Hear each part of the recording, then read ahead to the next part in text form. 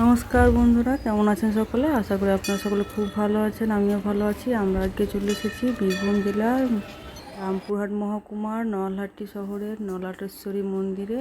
পুরাণে বর্ণিত 51টি সতীপীঠের মধ্যে এটি একটি অন্যতম সতীপীঠ। এখানে দেবীর নল অর্থাৎ কণ্ঠনালী পড়েছিল, অর্থাৎ ষড়যন্ত্রী পড়েছিল, তাই সেই অনুসারে এই মন্দিরের নাম হয় নলাটেশ্বরী মন্দির।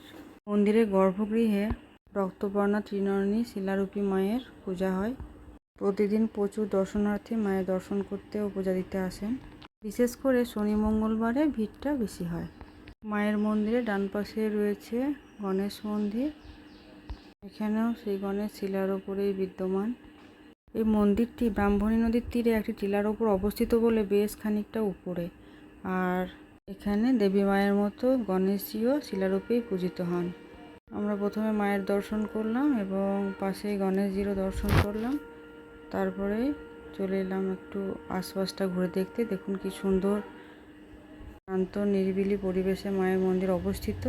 আর নাট মন্দিরটা বেশ খানিকটা নিচে। দর্শন করে আমরা নিচে চলে এলাম।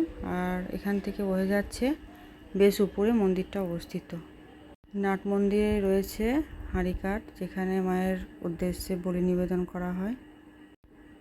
তারপর দেখুন নিচের থেকেও মায়ের চরণে জল দেওয়ার জন্য ব্যবস্থা রয়েছে।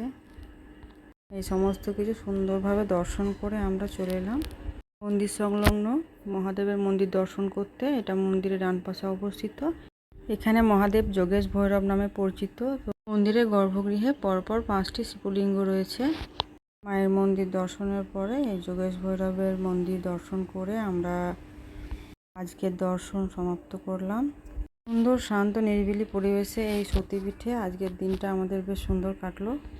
আর সেই সুন্দর মুহূর্তগুলি আপনাদের সঙ্গে শেয়ারও করলাম। আশা করি ভালো লেগেছে। যারা মন্দিরটি দর্শন করেনি অবশ্যই একবার ঘুরে যেতে পারেন। আশা রাখি নিরাশ হবেন না। তো ভিডিওটি কেমন লাগলো অবশ্যই কমেন্টে জানাবেন। ভালো লাগলে অবশ্যই লাইক শেয়ার করবেন। আর নতুন বন্ধুদের অনুরোধ, চ্যানেলটি সাবস্ক্রাইব করে অবশ্যই আমার পাশে থাকবেন। আবারও দেখা হবে নতুন কোনো সুন্দর ভিডিওতে। ততদিন আপনারা মায়ের আশীর্বাদে খুব ভালো থাকবেন। নমস্কার।